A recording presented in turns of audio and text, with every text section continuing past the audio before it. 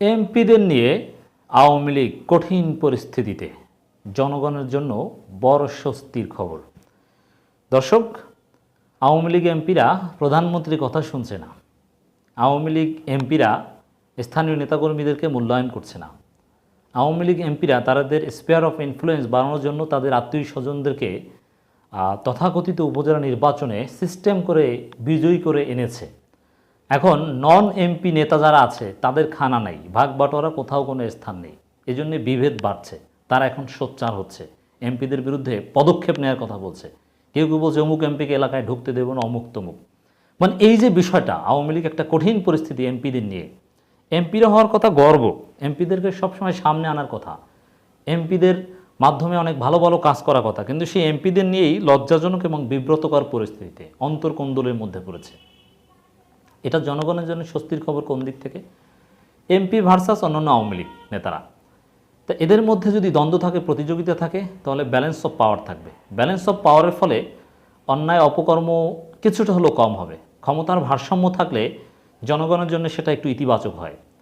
R balance of power না থাকলে একটা অংশ স্বৈরাচারী হয়ে জনগণের উপর নির্যাতন করে।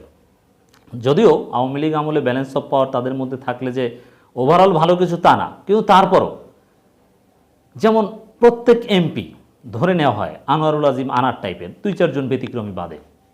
অতএব তারা চোরাচালান, চাঁদাবাজি বা এগুলো ভাগ বাটোয়ারা, পান বা নিজেরাই জড়িত। এখন সেই এমপিরা যদি দলের অন্যান্য নেতাদের মাধ্যমে চাপে থাকে, তো জনগণের কাছ থেকে চাঁদা নেওয়া, জনগণকে নির্যাতন করা থেকে কিছুটা হলেও তাদের একটু বেগ পেতে হবে। তো এই দিক থেকে বলছি স্বস্তির খবর। এছাড়া আরেকটা স্বস্তির খবর, আওয়ামী লীগের অন্তর্কোন্দল দেখলে, আওয়ামী লীগের নিজেদের কামড়াকামড়ি দেখলে মানুষ খুশি হয়, আলহামদুলিল্লাহ বলে, জয় বাংলা বলে, উইকেট পড়েছে বলে।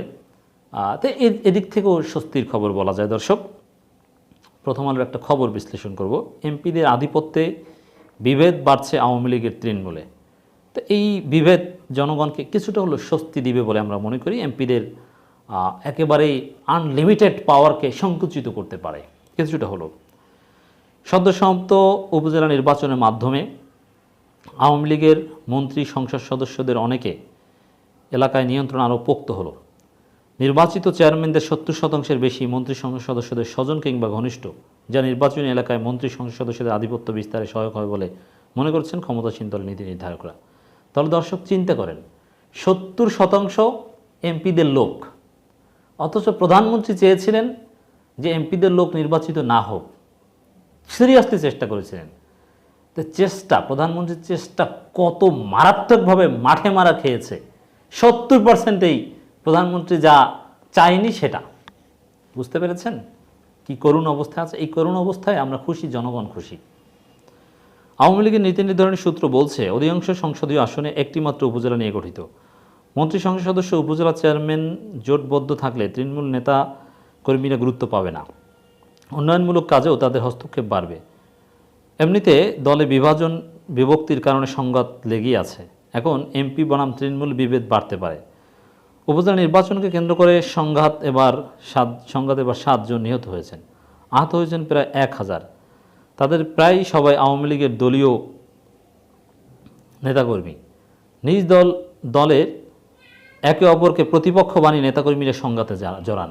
তো এই বিষয়টা কিন্তু ইতিবাচক দর্শক জনগণের জন্য, যে আওয়ামী লীগের সংঘাত বাড়ছে। আওয়ামী লীগের দলীয় পদে যারা আছে, যারা জনপ্রতিনিধি না, তারা এমপিদের প্রতি ক্ষুব্ধ। তো এইসব কামড়াকামড়ি সেলিব্রেট করতে জনগণ মজা পায়। আওয়ামী লীগের কেন্দ্র থেকে নিষেধ সত্ত্বেও সন্তান স্বজনদের ভোটে রাখেন মন্ত্রী সংসদ সদস্যরা। অধিকাংশ ক্ষেত্রে স্বজনদের জয়ী করতে ভূমিকা রেখেছেন সংসদ সদস্যরা। এটা দলের নেতৃত্বের প্রতি এক ধরনের চ্যালেঞ্জ ছুড়ে দেওয়ার শামিল বলে মনে করছেন কেন্দ্রীয় কোনো নেতা। এখন এই যে দলের নেতৃত্বের প্রতি চ্যালেঞ্জ ছুড়ে দেওয়া, এমপি ভাগ বাটোয়ারা, অমুক তমুক, তো এগুলো আওয়ামী লীগকে মারাত্মকভাবে দুর্বল করবে। তার আওয়ামী লীগ দুর্বল হওয়া মানে গণতন্ত্রের জন্য ভালো, দেশের জন্য ভালো, মানুষের জন্য স্বস্তির খবর ডেফিনেটলি।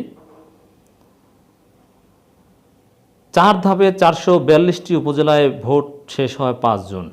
ঘূর্ণিঝড় রিমালের কারণে স্থগিত হয়ে যাওয়া আরও 19টি উপজেলায় ভোট হয় 9 জুন। সব মিলে 461টি উপজেলায় ভোট হয়েছে।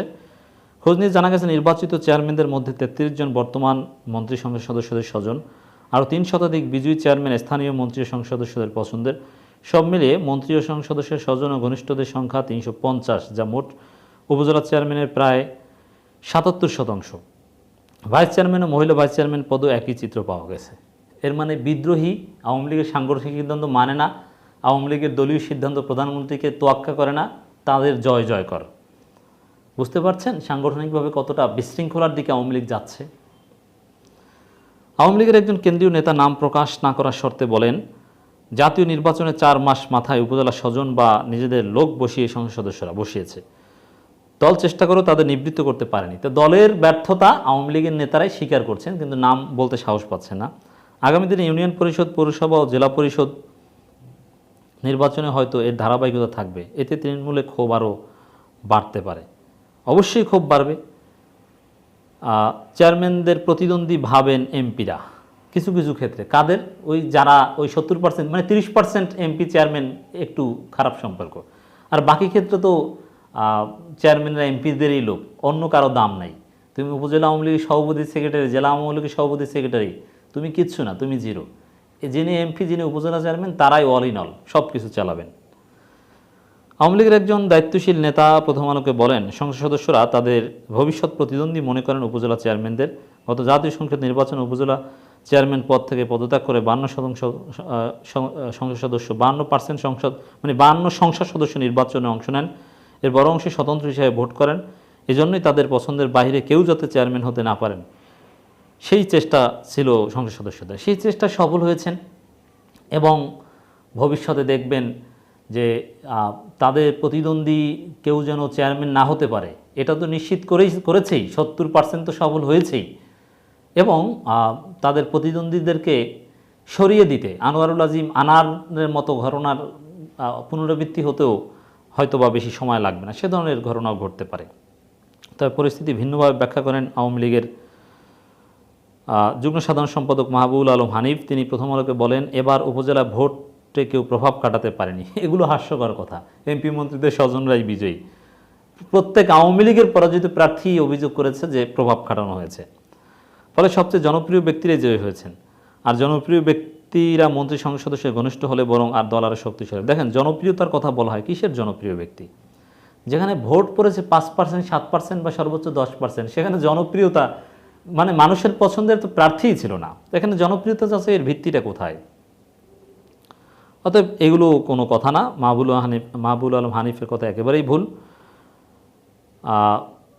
মাদারীপুরে আওয়ামী লীগ সভাপতিমণ্ডলীর সদস্য সংসদ সদস্য শাহজাহান খান আপন ভাইকে সরিয়ে ছেলেকে চেয়ারম্যান পদে প্রার্থী করেন। জয়ী হন ছেলে আনিসুর রহমান খান। বুঝতে পারছেন তো, ওবায়দুল কাদেরকে জারি টারি দিয়ে ছেলেকে জয়ী করে এনেছেন। ভোটের পরে শাহজাহান খান মাদারীপুর জেলা মোটর মালিক সমিতির সভাপতি হয়ে করেছেন ছেলেকে। তিনি নিজ মাদারীপুর জেলা সড়ক পরিবহন শ্রমিক ইউনিয়নের সভাপতি এবং সড়ক পরিবহন শ্রমিকদের শীর্ষ সংগঠন বাংলাদেশ সড়ক পরিবহন শ্রমিক ফেডারেশনেরও সভাপতি। শাহজাহান খান বলেন, তার বাবা রাজনীতিক ছিলেন, এরই ধারাবাহিকতা তিনি রাজনীতি করেছেন এবং ছেলে একই পথে এসেছেন। এর মানে বাবা ছেলে মিলে এখন খাবেন।